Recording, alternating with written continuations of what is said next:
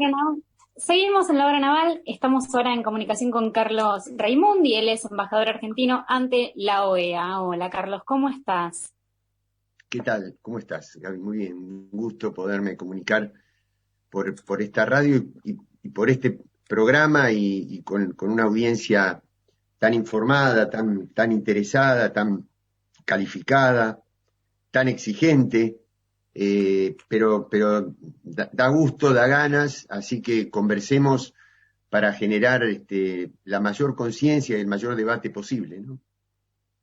Me parece perfecto. Nosotros venimos hace un tiempo hablando de la realidad de distintos países de América Latina. Hemos estado cubriendo lo que viene pasando, bueno, de Chile a Bolivia, Perú. Hemos estado tratando de abarcar un poco la realidad latinoamericana. Y yo creo que como embajador de Argentina en la OEA, vos podés tener un panorama como incluso mucho más amplio, ¿no? Contame, ¿cómo ves eh, estos últimos levantamientos, podríamos decir, en diferentes países de América Latina? Bueno, mira, Gabriela, yo primero tengo que hacer una aclaración, y es que al estar cumpliendo esta función, y esto es algo en lo que me he tenido que acostumbrar, que aprender, mi palabra representa al Estado argentino, no representa solo mi pensamiento. Entonces, lo que no debo hacer es que algún país o algún gobierno hermano se sienta mm, ofendido, digamos, de alguna manera por mis palabras, pensando que con eso lo ofende el Estado argentino. Porque puede haber gobiernos, administraciones con las que no nos sintamos tan cercanos, pero en las cuales de Estado a Estado hay negociaciones, hay cosas en común, y entonces no debo comprometer esa relación Estado-Estado. Por eso te voy a responder, y creo que quienes están escuchando van a entenderlo perfectamente y van a saber lo que pienso, que estoy muy entusiasmado con los procesos que están haciendo los pueblos. En algunos casos en las urnas, en otros casos en las calles, pero indudablemente hay como un aire democratizador, un aire de expresarse, una atmósfera de no resignarse a medidas que, que puedan comprometer los intereses de nuestras naciones, la autonomía, el manejo de nuestros recursos, la necesidad de controlar los recursos tan vastos y tan ricos que tiene nuestra región. Imagínate el litio, el petróleo, la biodiversidad, el agua potable, la producción de productos alimenticios con capacidad de ser industrializados. En el caso de la Argentina, el sistema tecnológico, el sistema científico, la cooperación que estamos haciendo con países avanzados por toda esta cuestión tan novedosa de la pandemia. Bueno, todo eso no es propiedad de una empresa ni de un grupo, eso es propiedad de los pueblos. Entonces, cuando uno ve sistemas de poder que a veces hasta trascienden las naciones, ¿no? Que no es un gobierno, sino que es un sistema, es un conglomerado de empresas, es un gran monopolio transnacional, que tratan de arrebatarle al pueblo esos recursos, esa renta, que tratan de quedarse ellos con el dividendo mayor de toda esa riqueza y someten a los pueblos a ser pobres.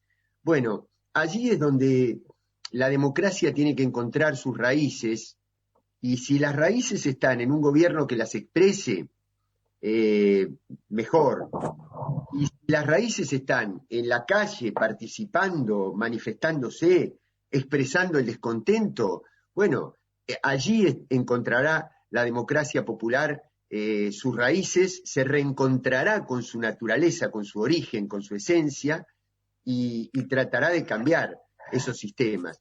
Y yo entonces, en cada país donde haya una manifestación que exprese los intereses del pueblo, de los que menos tienen, de los que más sufren, bueno, allí estará nuestro, no solamente nuestro corazón, sino nuestro cuerpo, nuestra inteligencia y nuestra tarea, como la que tratamos de desempeñar aquí en este organismo, como es la OEA, que ha dado tanto que desear, que ha dejado tanto que desear, que tiene una manera de desarrollarse en los últimos años que nosotros no compartimos en absoluto. Por algo no votamos en marzo al actual secretario general. Así que bueno, trabajando desde esos valores que son los que hemos sostenido y defendido toda la vida. Y pensando un poco en esto, vos que marcaste que últimamente algunos organismos, y yo creo que podemos incluir a la OEA, han tenido en los últimos años un desempeño, eh, yo, eh, yo me voy a animar a decir, Sí, que no respeta completamente las decisiones de los pueblos, ¿no? Que no respeta incluso las legitimidades de algunas democracias. de Eh, acuerdo. Estoy en de acuerdo, estoy de ese, acuerdo. en ese marco, e incluso lo quiero poner con un ejemplo puntual, que es uno que desde acá apreciamos mucho, que es el caso de lo que ocurre en Venezuela. Digo, apreciamos por el hecho de que tuvimos mucho contacto con el desempeño que tuvo la OEA frente a lo que pasa en Venezuela. Y cuando digo lo que pasa en Venezuela, hablo de esto de cuestionar la legitimidad del gobierno de Nicolás Maduro por parte de la Organización de los Estados Americanos. ¿Cómo se vive eso siendo embajador de Argentina, que tiene una posición centrada en este marco de la OEA? Mira, lo voy a responder en dos niveles. El primero es que la OEA reconoce aquí a un representante de lo que ellos llaman el presidente interino, que es Juan Guaidó, que es una persona que ha sido elegida en su momento como miembro de la Asamblea, pero no como encargado de un gobierno. Eh, Quiere decir que él supone estar encargado de ese gobierno por el reconocimiento que le hacen otros países, pero no el suyo. Con lo cual se lesiona el principio de autodeterminación, ¿no? Y la Argentina no lo reconoce como tal y no tenemos contacto con el representante, con un representante que consideramos no legítimo. En segundo lugar, ¿cuál ha sido la posición argentina? Porque es cierto que en la Argentina, al estar nosotros en un frente que logró derrotar al macrismo, un gobierno que estuvo apoyado por los grandes poderes internacionales.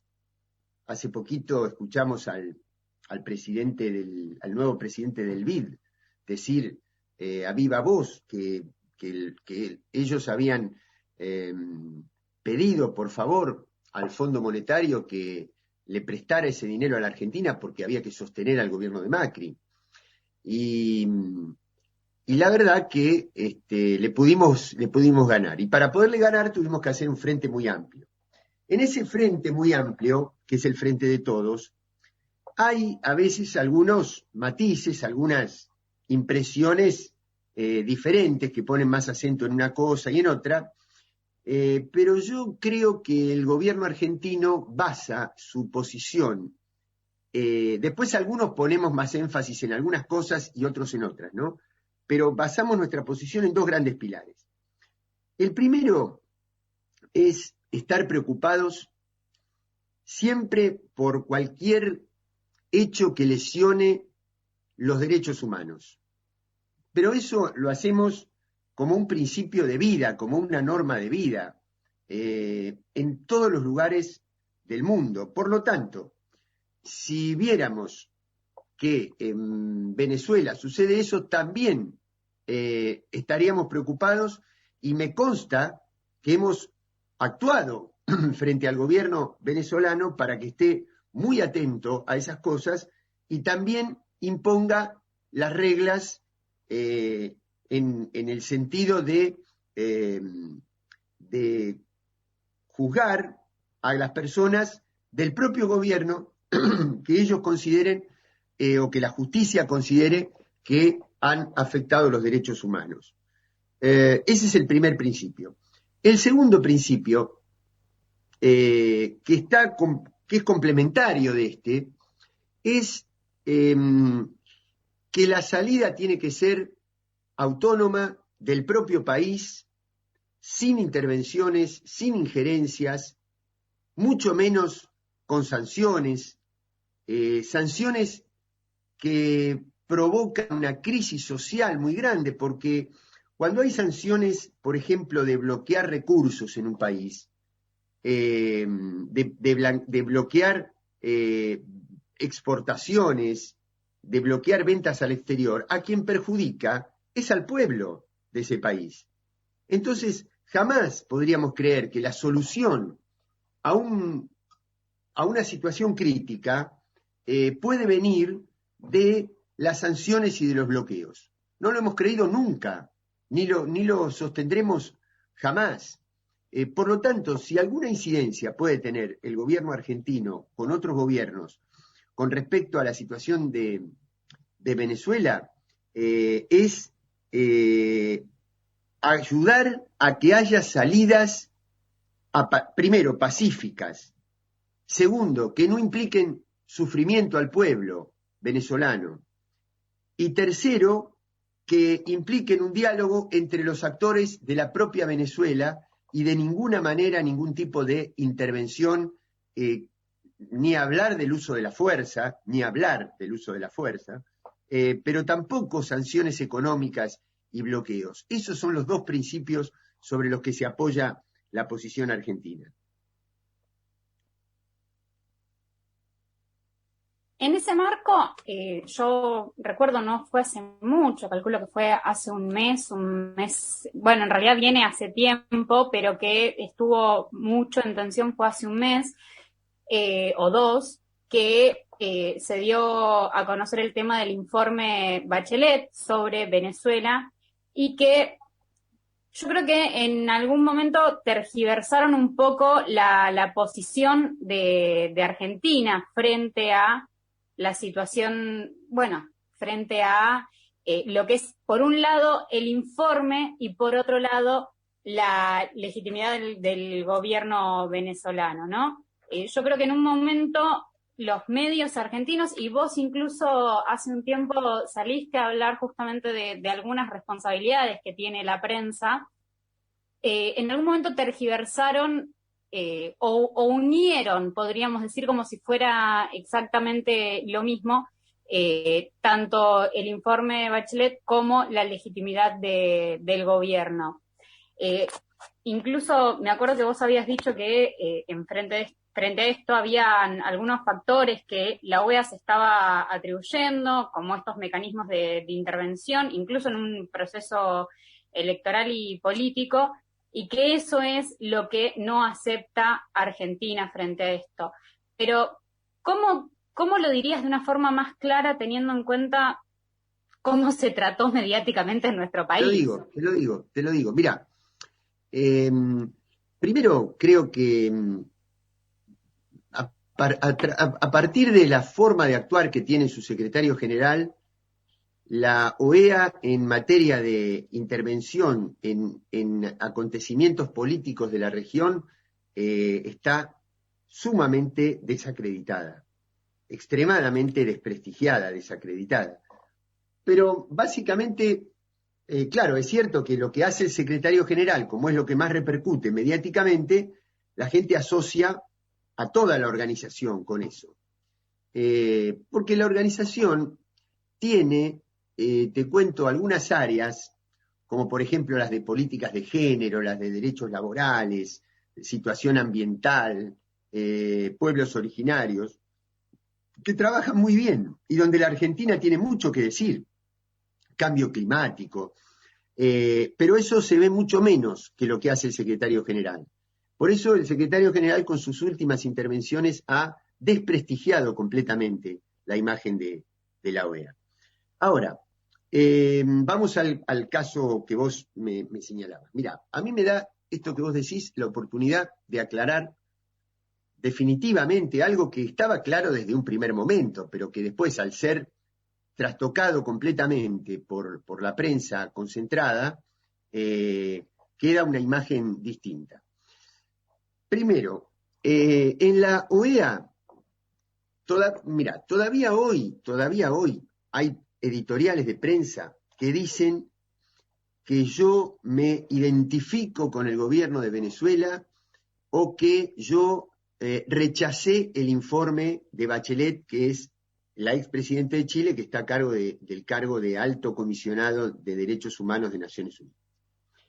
Primero, yo creo que Venezuela es Venezuela, Argentina es Argentina, y eso no implica, digamos, ninguna identificación. Yo lo aclaré en su momento, que no estaba hablando desde una identificación con el gobierno, sino desde una cantidad de principios en representación de nuestro país. En segundo lugar, el informe de Michelle Bachelet es un informe serio, porque estuvo hecho en Venezuela, tuvo acceso a oficinas públicas, a cárceles, a comisarías, a instancias del Poder Judicial, trabajó en el lugar. Y tan es así que contó con la colaboración del propio gobierno de Venezuela. Y todavía hoy están en contacto y tiene sus oficinas allí. Y hay una relación y un contacto directo entre el presidente Maduro y Michelle Bachelet para hacer el seguimiento de lo que produce ese informe. Y eso fue lo que votó Argentina en Ginebra, no yo. Yo nunca tuve necesidad de votar, nunca hubo aquí una reunión donde se votara algo. Por lo tanto, yo mal podía rechazar un informe que no fue sometido a votación y el cual yo aclaré que me parece un informe serio. Pero no solamente a mí, sino que el gobierno de Venezuela, que preside Nicolás Maduro, lo califica, lo reconoce como un informe legítimo. Lo que sucede, Gabriela, es que en paralelo a eso, hay otro informe hecho por 3 personas que nunca pudieron ingresar a Venezuela, que son los que ahora han hecho una denuncia ante la OEA, ante Naciones Unidas, ante la Corte Penal Internacional, pero que no es el informe de Bachelet, y es un informe muchísimo más orientado a la condena que a la seriedad de su trabajo. Y quiere decir que se trataba de 2 informes diferentes, que yo nunca tuve que votar nada, que reconocí que el informe de Bachelet es serio, pero que lo que digo acompañando esto es que cuando se somete a este país o a cualquier otro país a sanciones, amenazas, bloqueos de sus fondos, de sus cuentas, de sus recursos, se debilita tanto la posición estatal de ese país que eso indudablemente altera todas las situaciones internas. Entonces, lo que no podemos hacer es condenar a un país, más allá de que indudablemente hay crisis social y hay algunos problemas de derechos humanos, como hay en otros países también, pero también es cierto que lo que hay que hacer con ese país es dejar de amenazarlo, es dejar de bloquearlo. ¿Para qué? Para que se restituyan todas las instancias de acción estatal y entonces allí sí se va a poder trabajar en todos los campos, en el económico, en el social, en el de los derechos humanos, se va a poder trabajar más correctamente. Ahora, lo que no se puede es crear una crisis y después denunciar esa crisis que por parte de los mismos que la crearon. No sé si se entiende el razonamiento. Sí, se entiende totalmente. Y ya que dijiste que hay problemas por lo general con los derechos humanos en todos los países, o en la mayoría de los países, no únicamente en este caso, yo quería decir también de que hay problemas en muchos casos con el Poder Judicial y con la autonomía o independencia del Poder Judicial, lo que me remite a un tuit que vos tuiteaste el día viernes 4 de diciembre, que dice que el Poder Judicial no debe ser independiente solo del poder político, sino que fundamentalmente de las presiones del poder económico financiero concentrado. Y en este caso estamos hablando de la reafirmación de la sentencia de Amado Boudou. Quería que me cuentes un poco tu opinión como embajador, pero también como militante, como secretario general del Partido Solidaridad e Igualdad. Quería que me cuentes un poco a qué te remite puntualmente esto. Sí, mira, bueno, primero nosotros con el espacio de Solidaridad más Igualdad nos hemos integrado al Frente Grande de la provincia de Buenos Aires. Yo en este momento soy vicepresidente del Frente Grande de la provincia de Buenos Aires, integro su mesa nacional y partidariamente hemos adherido a una solicitada que expresa la tremenda preocupación por este fallo de la Corte Suprema de ayer, que confirma la sentencia, una sentencia viciada por donde se la mire, contra Amado Boudou. En segundo lugar, decirte que cuando uno dice en muchos países hay violaciones a los derechos humanos, no quiere decir con esto que en todos los casos sea exactamente igual, tengan el mismo nivel. Lo que digo es que cuando uno se preocupa por los derechos humanos de verdad, como nosotros lo hacemos en la Argentina, eh, nos preocupamos desde la persona que sufre esa violación. No es que estamos mirando que si hay un gobierno que nos cae simpático, la disimulamos, y si hay un gobierno que no nos cae simpático, la condenamos, que es lo que hacen otros sectores, tanto de la prensa como de la institucionalidad política. No quiere decir que en todos los casos sea igual, pero a mí me duele muchísimo cuando hay un crimen en la Argentina donde está comprometida la violencia institucional de la policía bonaerense o de la policía de Tucumán o de la policía de Salta o de la policía de Jujuy. Aunque no sea generalizado eso, porque me duele desde la persona que lo está sufriendo. Y el tuit que vos señalabas está en el marco de esa tendencia, digamos, en Twitter que se titula Con Amado No. Eh, y bueno, era lo que te decía, mira, hay una sentencia donde está viciada la declaración del arrepentido, donde no están comprobados los cargos que se hacen, donde se pone como conexión a un señor que se llama Van der Broele, con quien Boudou no tuvo ninguna relación personal en su vida. Entonces, hay tantas flaquezas, tantas falencias en esa sentencia, que cuando uno ve a la Corte haciendo lo que hace, bueno, tiene que ver con una cantidad de factores externos a la labor de la justicia que con una revisión sensata, concienzuda de la propia sentencia. Por eso hemos adherido a esta marcha que hay en estos instantes, me parece, frente a tribunales allí en Buenos Aires. Yo estoy en Washington, pero he adherido por convicción, digamos, a este pronunciamiento.